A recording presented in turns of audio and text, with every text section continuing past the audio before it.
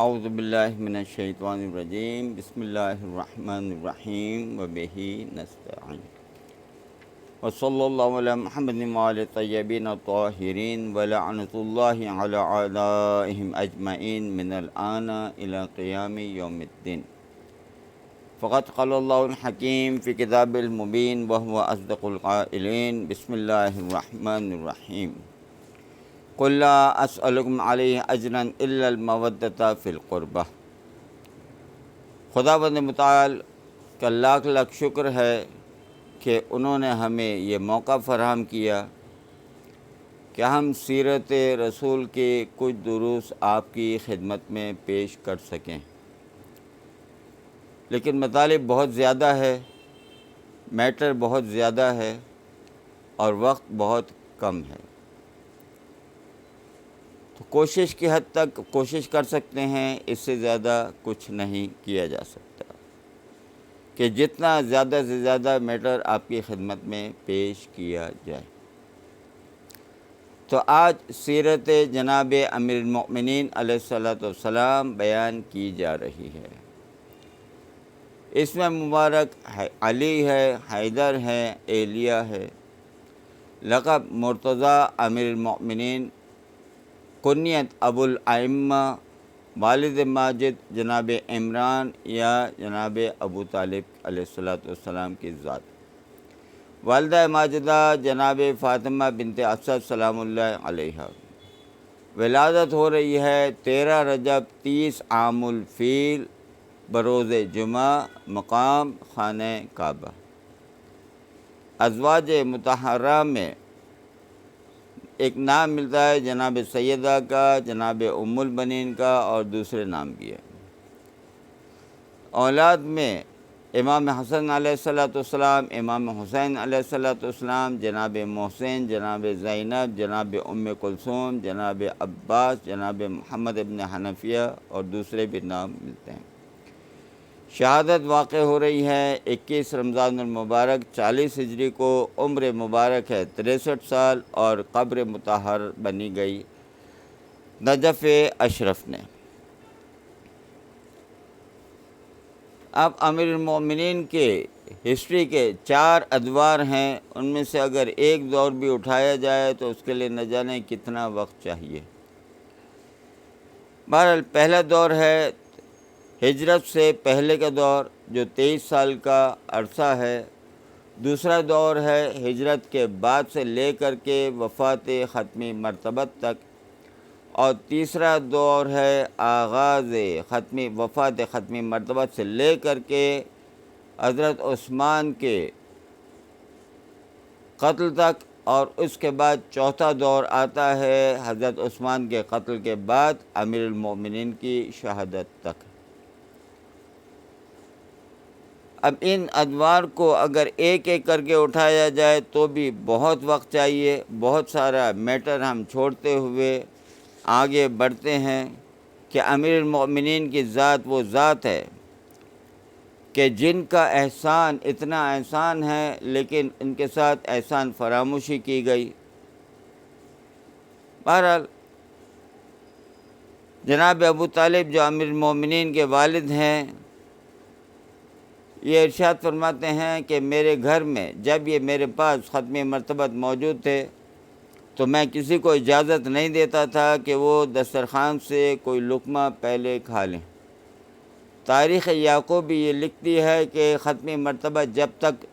کوئی لقمہ نہیں اٹھاتے تھے، اولاد ابو طالب کو حق نہیں تھا کہ کوئی کھا سکے۔ کیوں؟ کیونکہ جناب ابو طالب کی ذات نے دیکھا تھا کہ جب بھی کوئی میرا بچہ پہلے لقمہ اٹھاتا ہے تو کھانا جلدی ختم ہو جاتا ہے، لیکن جب ختمی مرتبت پہلے کھانا شروع کرتے ہیں تو کھانا سب کے سب کھا چکتے ہیں، اس کے بعد بھی کھانا اتنا ہی کا اتنا بچ جاتا ہے۔ تو یہ ختمی مرتبت کی فضیلت کے ختمی مرتبت کی کہ اس طریقے سے انہوں نے پرورش کی۔ اب مولا کائنات کے ساتھ مولا کائنات کی پرورش ختمی مرتبت کر رہے ہیں، اور جناب ابو طالب کو کافر ثابت کرنے کے لیے ایک ابو ہریرہ کی ذات ہے اور ایک مسیب کی ذات ہے۔ جناب ابو طالب سابق الاسلام مکے میں انہوں نے اسلام قبول کیا، اسلام کا اعلان کیا، قبول کرنے کی تو بات ہی نہیں ہے اسلام، کیونکہ اسلام تو قبول وہ کرے کہ جو پہلے کافر رہا ہو۔ ہمارا یہ عقیدہ ہے کہ وَتَقَلُّبُكَ فِي السَّاجِدِينَ، اے حبیب ہم نے آپ کو سجدہ کرنے والے گروہ میں پیدا کیا۔ تو شروع سے آخر تک سارے کا سارا یہ گروہ ہمیں مومن، متقی اور موحد نظر آ رہا ہے، لیکن کوشش یہ کی جا رہی ہے کہ جناب ابو طالب کی ذات کو کسی طریقے سے کافر ثابت کیا جائے۔ اس کی وجہ ہے کیونکہ جتنے بھی خلفاء تھے ان سب کے والد ماجد کافر تھے، بت پرست تھے، مشرک تھے، یا یہ کہ مکے کے جتنے بھی لوگ تھے ان کے ہاتھ سے مولا کائنات کے ہاتھ سے ان میں سے کوئی نہ کوئی مارا گیا تھا، یا بھائی مارا گیا تھا، یا بیٹا مارا گیا تھا،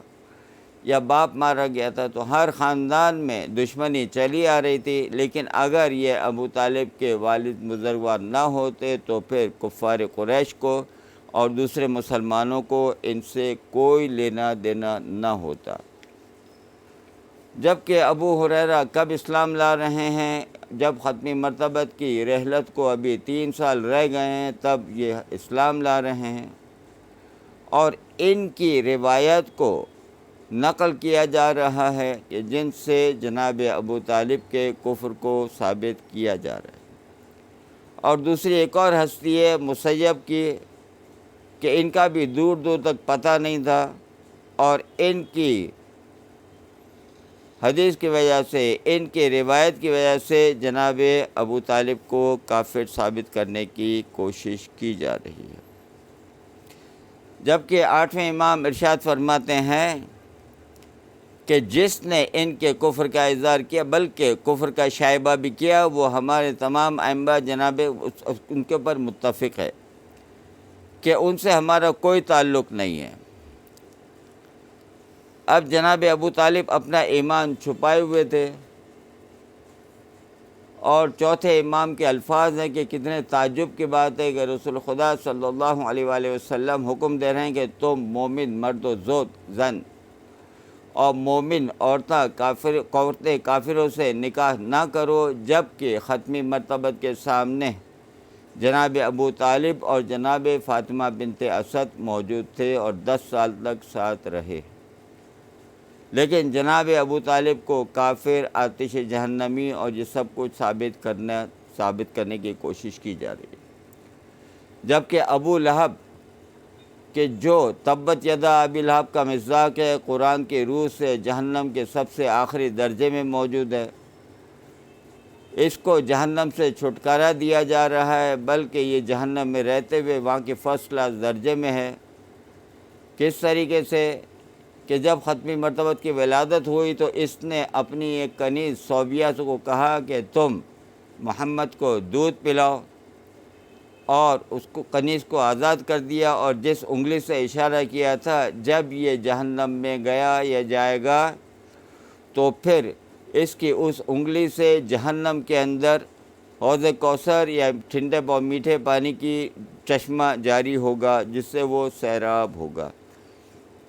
یعنی کہ جہنم میں ہوتے ہوئے بھی فرسٹ کلاس اس کو ملی ہے۔ بہرحال تاریخ کا مسئلہ ہے، کہاں کہاں ہم روئیں گے۔ امیر المومنین کی 2 کنیت بہت مشہور ہے، ایک ابو تراب اور ایک ابو الحسن اور ایک ابو زینب، کیونکہ ایک وقت تھا کہ مولا ابو تراب، یہاں پر بھی واقعات ہیں کہ ابو تراب کو ابو تراب کیوں کہا جاتا ہے، ہمارے حساب سے کچھ اور ہے اور دوسرے بھائی کچھ اور کہتے ہیں۔ وہ کوشش کرتے ہیں کہ جناب سیدہ، کیونکہ جناب سیدہ ناراض رہی ہیں خلفاء سے، جب ناراض رہی ہیں تو وہ یہ ثابت کرنا چاہتے ہیں کہ بابا جناب سیدہ تو مولا کائنات سے بھی ناراض تھی، اور ایک مرتبہ مولا کائنات ناراض ہو کر کے جا کر کے مسجد کے باہر سو رہے تھے، وہاں پر مٹی پڑی ہوئی تھی، ختمی مرتبت آئے اور انہوں نے کہا کہ قم یا ابا تراب، کہ کھڑے ہو اے ابو تراب، یعنی کہ مٹی کو جھاڑ کر کے ان کو کھڑا کیا گیا اور پھر ان کو جناب سیدہ کے پاس بھیجا گیا۔ تو یہ جھگڑے ثابت کیے جا رہے ہیں، حالانکہ وہ گھر کی بات ہے اور یہ باہر کی بات ہے، وہاں پہ جھگڑا کوئی نہیں تھا، صرف وہ مٹی پر سو رہے تھے اور ان کو نام دیا گیا، ان کو بچانے کے لیے ان کے اوپر الزام لگایا گیا۔ بہرحال یہ تاریخ کا مسئلہ ہے، تاریخ جانے اور تاریخ والے جانے۔ اب ابو زینب کیوں نام رکھا گیا یہ بھی تاریخ کا مسئلہ ہے، کیونکہ مولا علی کا نام لینا اس وقت گناہ تھا۔ گناہ اس طریقے سے تھا کہ جو بھی مولا کائنات کا نام لیتا تھا یا شہید کر دیا جاتا تھا یا قید و بند میں ڈال دیا جاتا تھا۔ اور یہ زمانہ وہ زمانہ تھا کہ جس زمانے میں، جیسے اس زمانے میں گاڑیاں چلتی ہیں، اس زمانے میں خچر، گدھے اور گھوڑے چلا کرتے تھے، لیکن کسی خچر، گھوڑے، گدھے کو اس وقت تک اجازت نہ ہوتی تھی کہ جب تک اس کی نال نہ لگی ہو، یعنی کہ نمبر پلیٹ نہ پڑی ہو، اور نال کے اوپر مولا کائنات کا نام نہ لکھا گیا ہو، تاکہ جب یہ دمشق کی سڑکوں پر چلے تو دمشق کی سڑکوں پر علی کا نام کچلا جائے، علی کے نام کی بدنامی ہو۔ اسی طریقے سے کوئی مولانا نماز کا امام بن نہیں سکتا ہے، پیش امام نہیں بن سکتا ہے، جب تک کہ وہ یہ وعدہ نہ کرے کہ قنوت کے اندر ربنا آتنا فی الدنیا حسنہ وفی الآخرۃ حسنہ وقنا عذاب النار کوئی دعا پڑھے اور اس کے بعد کہے کہ اللہم لعن علی و اولاد علی۔ اگر وہ اس بات کا وعدہ کرتا تھا اور یہ مولا کائنات پر نعوذ باللہ لعن بھیجتا تھا تو اس کو ادا کر دیا جاتا، امام بنا دیا جاتا تھا، اجازت دے دی جاتی تھی، سرٹیفکیٹ دے دیا جاتا تھا۔ روایت میں یہاں تک ملتا ہے کہ حجاج ابن یوسف کا زمانہ تھا، ایک بوڑھا شخص روتا ہوا آیا، حجاج بھی حیران کہ پوچھا کہ کیا ہوا، کیوں رو رہے ہو؟ تو وہ شخص کہتا ہے کہ میرے باپ نے مجھ پر ظلم کیا۔ عجیب، تمہارے باپ نے تم پر ظلم کیا؟ کیا ظلم کر دیا؟ کہا کہ میرا نام علی رکھ دیا ہے، مجھ پر یہ سب سے بڑا ظلم ہے۔ حجاج ابن یوسف خوش ہوا، خوش ہو کر کے ایک بہت ہی مالدار صوبے کا اس کو حاکم بنا دیا گیا، اور اپنی پوری زندگی وہ اس نے آرام و خیریت سے گزاری۔ تو یہ صورتحال ہے۔ اس صورتحال میں ہم کو کیا کرنا چاہیے، کیا نہیں کرنا چاہیے، اور مولا کائنات کس طریقے سے اپنی زندگی گزار رہے ہوں گے، اور مولا کائنات نے کس طریقے سے زندگی گزاری ہوگی اس سخت ماحول کے اندر، اہل بیت نے کس طریقے سے زندگی گزاری ہوگی اس سخت ترین ماحول کے اندر، کہ یہ وہ دور ہے کہ جب علی کا نام لینا حرام ہے، علی کے نام پہ لوگوں کو قتل کیا جا رہا ہے، حتیٰ کہ یہ تاریخ کا مسلمہ فیصلہ ہے کہ مولا کائنات کی ولادت خانہ کعبہ میں ہوئی، لیکن ان کی ولادت کے سامنے ایک اور شخص حکیم ابن حزام کو پیدا کیا جا رہا ہے، اس کو سامنے لایا جا رہا ہے کہ علی سے پہلے، یہ علی کی کوئی فضیلت نہیں ہے بلکہ علی سے پہلے 13 سال پہلے حکیم ابن حزام بھی خانہ کعبہ میں پیدا ہو چکا ہے۔ بہرحال آپ جتنی بھی فضیلتیں لے کر آئے، مولا علی کو گرانے کی کوشش کریں تو مولا علی گرنے والے نہیں ہیں، بلکہ مولا کائنات کی ذات سب کو نیچا دکھانے والی، وَمَكَرُوا وَمَكَرَ اللَّهُ وَاللَّهُ خَيْرُ الْمَاكِرِينَ۔ وہ حکیم ابن حزام کی ولادت ٹھیک ہے، اگر آپ ثابت بھی کریں تو ان کی اماں دروازے سے خانہ کعبہ میں گئی ہوں گی، اور دروازے پر بت نصب تھے، یقیناً جھک کے گئی ہوں گی، جھک کر آئی ہوں گی، جبکہ مولا کائنات کی والدہ محترمہ جناب فاطمہ بنت اسد جب آئی ہیں تو آنے کے بعد انہوں نے خانہ کعبہ سے اپنے بطن مبارک کو مس کیا ہے اور پھر دعا کی ہے کہ اے اس گھر کے رب تو میری اس مشکل کو حل کر دے۔ جب دعا کی، دعا کے نتیجے میں خانہ کعبہ کی وہ دیوار شق ہوئی ہے، مولا کائنات کی والدہ مبارکہ اندر گئی ہیں، 3 دن کے بعد باہر نکلی ہیں، اور وہیں سے کہ جہاں سے گئی تھی وہیں سے واپس آ رہی ہیں، اور اس طریقے سے مولا کائنات کی ولادت ہو رہی ہے۔ لیکن مولا کائنات کی فضیلت کو نیچا ثابت کرنے کے لیے بہت کوشش کی جا رہی ہے، بہت کوشش کی جا رہی ہے، اور مولا کائنات کی ولادت ثابت ہونے نہیں پاتی۔ اب یہ مولا کائنات کفالت میں ہے، جناب ابو طالب کی عمر بڑھتی جا رہی ہے، اور مولا کائنات رسول کا پورا ساتھ دے رہے ہیں، تبلیغ ہو رہی ہے، اور تبلیغ کے نتیجے میں ایک مرتبہ ختمی مرتبت کی ذات ہے اور مولا کائنات کی ذات ہے۔ ختمی مرتبت کی ذات مولا کائنات جناب ابو طالب کی کفالت میں ہے، اور ایک مرتبہ ختمی مرتبت کہیں پہ دور کے علاقے نکل گئے، تب جناب ابو طالب کا رعب اور دبدبہ دیکھیے مولا کائنات کے والد کا، کہ تلاش کیا، تلاش کے نتیجے میں ختمی مرتبت نہیں ملے، جب نہیں ملے تو پھر جناب ابو طالب نے تمام کے تمام اپنے جتنے بھی ساتھی تھے سب کو کہا کہ یہ جو کفار قریش خانہ کعبہ کے گرد بیٹھے ہوئے ہیں ان کے درمیان جا کر کے بیٹھ جاؤ، اور میں محمد کی تلاش میں جا رہا ہوں، اگر میں محمد کے ساتھ آؤں تو ٹھیک ہے، لیکن اگر میرے ساتھ محمد نہ ہو تو پھر تم کچھ پوچھنا نہیں، اپنی آستین کا خنجر نکال کر کے تمام سرداروں کو قتل کر دینا۔ اب جب جناب ابو طالب کی ذات گئی ہے اور جانے کے بعد ختمی مرتبت کو اپنے ساتھ لے کر آئی ہیں، تب پھر بھی جناب ابو طالب کی ذات نے کہا کہ اپنے تلوار اپنے خنجر نکال کے دکھاؤ، اور نکال کر کے دکھائے، تب تمام سردار حیران و پریشان ہو گئے کہ یہ کیا۔ تب ختمی مرتبت، تب جناب ابو طالب کی ذات ارشاد فرما رہی ہیں کہ میرا بھتیجا مجھے نہیں مل رہا تھا، میں اس کو تلاش کرنے گیا تھا، اگر یہ نہ ملتا تو تم سب کی شامت تھی اور خون خرابہ ہو جاتا۔ تو اس طریقے سے مولا کائنات کے والد کا رعب اور دبدبہ تھا، اور اس رعب اور دبدبے کے اندر مولا کائنات کا کیا رعب اور دبدبہ ہونا چاہیے تھا۔ لیکن ہم دیکھ رہے ہیں کہ ختمی مرتبت کے بعد جانے کے بعد مولا کائنات نے تلوار نہیں اٹھائی۔ کیوں تلوار نہ اٹھائی؟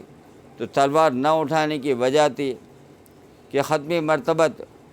پہلے ہی اعلان کر چکے تھے، مولا کائنات کو بتا چکے تھے کہ میرے بعد تم کو تلوار نہیں نکالنی ہے، یہ تم پر ظلم کریں گے، تم کو صبر کرنا ہے۔ انہوں نے ظلم کیا، ظلم کے عروج کو پہنچ گئے، حتیٰ کہ گھر کے اوپر حملہ کیا، جناب محسن کو شہید کیا گیا، خلافت کو لوٹا گیا، لیکن مولا کائنات کی ذات ہے کہ خاموش رہی۔ جناب سیدہ دربار میں جا رہی ہیں، دربار میں جا کر کے اپنا حق طلب کر رہی ہیں، لیکن مولا کائنات کی ذات خاموش ہے اور کچھ بھی نہیں کہہ رہی ہے۔ کیونکہ اس وقت مدینہ پورے طریقے سے مشکلات میں گھر چکا تھا، اور جب مشکلات میں گھر چکا تھا، اگر اس وقت مولا کائنات کی ذات تلوار اٹھا لیتی تو نہ اسلام بچتا نہ مسلمان بچتے، اسلام بھی ختم ہو جاتا، مسلمان بھی ختم ہو جاتے۔ والسلام علیکم ورحمۃ اللہ وبرکاتہ۔